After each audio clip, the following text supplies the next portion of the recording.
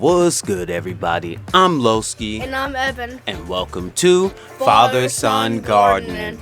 In today's episode, we're going to go over how to make homemade jam. Because as you guys start to build your food forest, as you guys start to reap the benefits of all of this work you're putting in, as you guys begin to start harvesting fruit, and you want to store it for long term, or you want to find things to do with it before it goes bad. Because the most wasteful thing we can do is produce all of this food and not put it to good use into things that we use on a regular basis. So today, we're going to learn how to make homemade jam. Step one.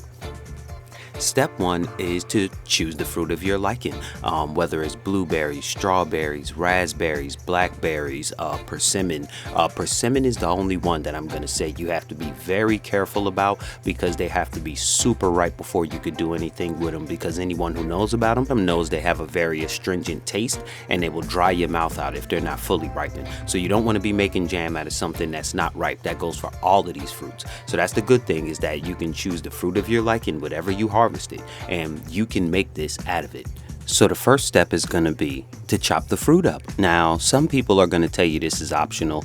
Some people are going to tell you that you have to do it. I think the true answer is something that sits directly in the middle. I think it's more beneficial to chop the fruits up. I think it's going to be much easier in the process if you chop the fruits up first when you're going into the next step. Now, if we're talking about different ways to store fruit, as we're going to go into in the future when it comes to jarring and canning and saving things and preserving them for long term, it is okay to leave the fruits whole. But for this one, we're going to chop them up. So I had Evan go ahead, start to chop these strawberries up so we could get them into that next process. Now the next process is going to be to macerate them. And I know it sounds like such a harsh word, sounds like such a devious word, but you have to macerate them. Now, how do you macerate the fruits? So you take organic cane sugar. You guys want to get the most organic sugar you can. Do not get that white powdered sugar that's a stimulant. It's not even a food. Stay away from that processed sugar. Get pure cane sugar, and that's what you want to use. You want to stir it up.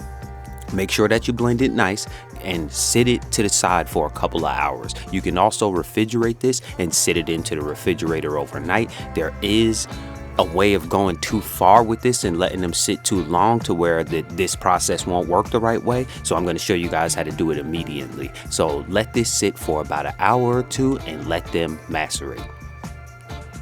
Now, after the fruit's been macerated, you can see it turns out a lovely syrupy texture, and this is what you're going to be looking for. This is when the sugars have pulled the moisture out of it and it just created its own syrup. This is going to be a beautiful consistency when it comes to making this fruit in the future. Now, I know some people are going to tell you have to use fruit pectin, you have to use this, you have to use that. There's a million different ways you guys could go about this. In my situation, I like to use agar. Now, you can go hectic with this and it can affect the flavors if you use too much of it, but you don't need much of this to get your jelly to really gel up. This is the substitute that I like to use because it's beneficial for the body. It's something that you should be eating anyway, and it's also a good way to turn something into a gel by using the agar. So I'm going to use a very small pinch of it when it comes to making this mixture, and that's what's going to give it that real jelly-like consistency for me. Now, feel free to use the pectin. I'm not saying that you don't have to,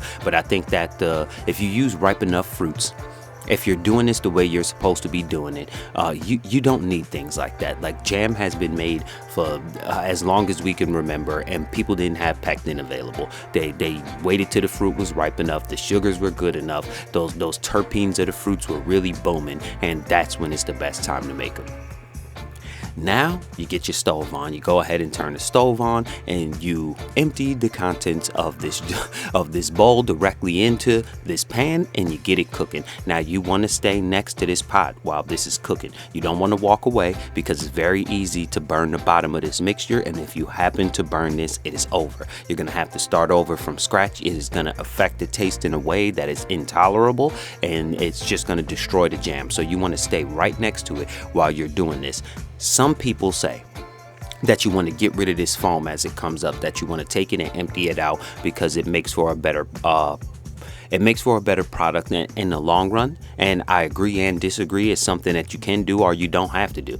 If not, then just keep stirring it in. Now, how will you know when you have it to the texture that you need it to be? And that's when you start to stir it and the foam disappears and it doesn't come back. That's when you know you're to the point where it's supposed to be. Also, feel free to get like a smasher and to smash these strawberries up while you're in there. I should have did it during this video because you'll wind up with really large chunks of strawberries inside of your jam, and it kind of messes up the consistency a little bit when you have to grab those big globs like that. So feel free to really mash these up while they're in there and they're nice and soft and easy to break up.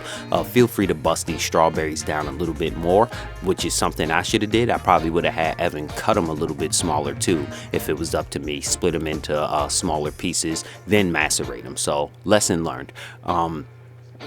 Now that you got your jam cooked, you're gonna go ahead and prepare your jars. You do not want to take something this hot and put it into a jar that is not prepared for it. So you want to take some piping hot water, get it into the jar and sit it to the side and allow that jar to adjust to that temperature. This is a vital process. You don't want to be busting glass all over the place by introducing heat to cold things. So you want to put some hot water inside of the jar, sit it to the side, get it prepared for this beautiful mixture that you're getting ready to be taking out of this pan.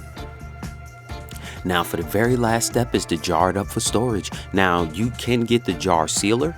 You can go ahead and boil your jars and you could take like the wet paper towel method, put it in the bottom of the pot, a little bit of water and seal them that way. But this is something you're probably going to be using on a regular basis, and if stored in the refrigerator, it still stays good for at least like 3 weeks to a month. So it's not something you truly have to worry about. Maybe if you're dealing with more long-term storage, it's something you might want to think about, is sealing these up a little bit better. But you're going to be using this, I take it on a regular basis, breakfast, peanut butter and jelly sandwiches. This is going to be something you're going to be using on a regular basis. Also, feel free to strain it after you get this done, to make sure, because some people have an issue with the seeds inside of them, so you might want to strain it to get rid of some of the seeds if that's something that's going to bother you. It is something that's going to come out in the end product, and it is something you're going to have to deal with. So if you're somebody who minds the seeds, go ahead and strain this out after you make this mixture, and it'll go ahead and collect all of the seeds for you.